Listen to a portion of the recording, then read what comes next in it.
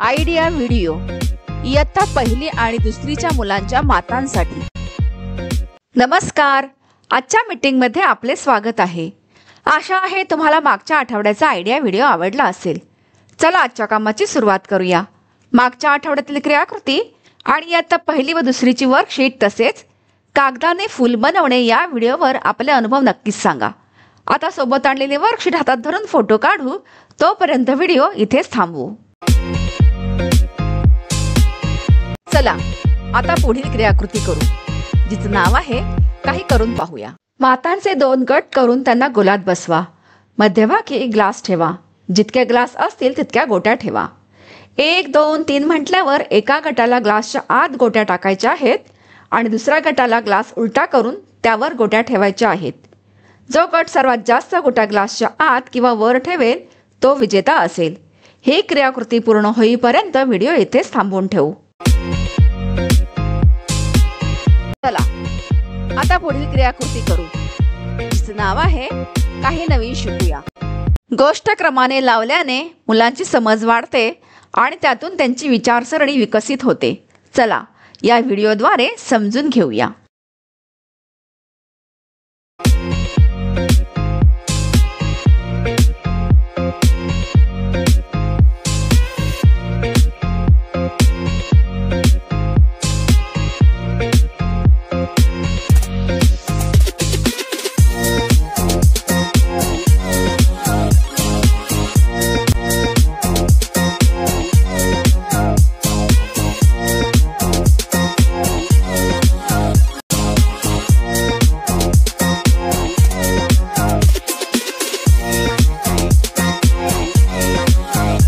हा व्हिडिओचा तुम्हाला कसा फायदा होऊ शकतो ते सर्व मातांनी एक एक करून गटात सांगा।